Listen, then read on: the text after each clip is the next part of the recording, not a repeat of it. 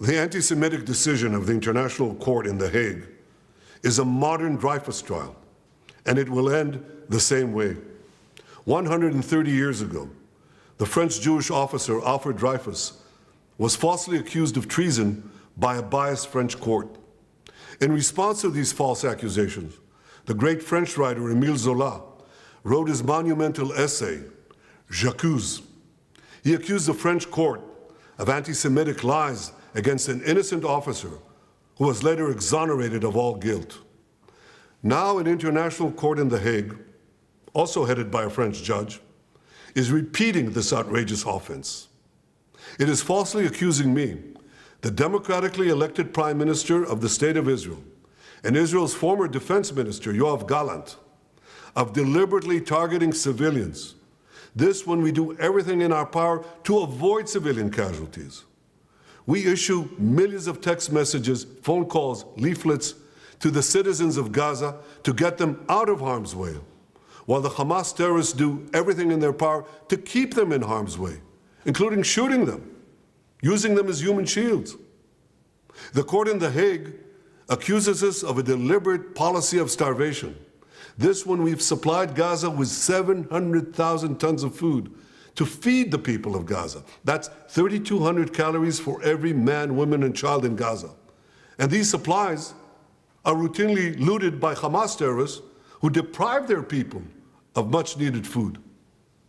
Yet just in the last few weeks, Israel facilitated the vaccination of 97% of the people of Gaza against polio. This doesn't prevent the court of accusing us of genocide. What in God's name are they talking about in The Hague? The truth is simple. No war is more just than the war that Israel has been waging in Gaza after Hamas attacked us unprovoked, launching the worst massacre against the Jewish people since the Holocaust.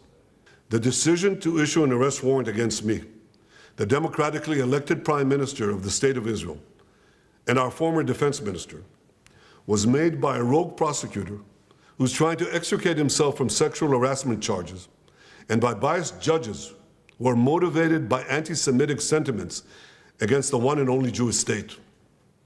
These judges did nothing. They did nothing against the real war crimes committed against the millions who've been murdered or uprooted by the dictatorships in Iran, Syria, and Yemen. Instead, they falsely accused the one democracy in the Middle East, Israel, thereby imperiling the right of all democracies to defend themselves against murderous terrorists and tyrants. Nor did the court do anything against the Hamas terrorists who raped our women, beheaded our men, burned babies alive in front of their parents, and kidnapped hundreds of men, women, and children to the underground dungeons of Gaza. They're still holding 101 hostages, citizens of many lands, including the United States. Come to think of it, the court did issue one arrest warrant against Hamas. Now hear this.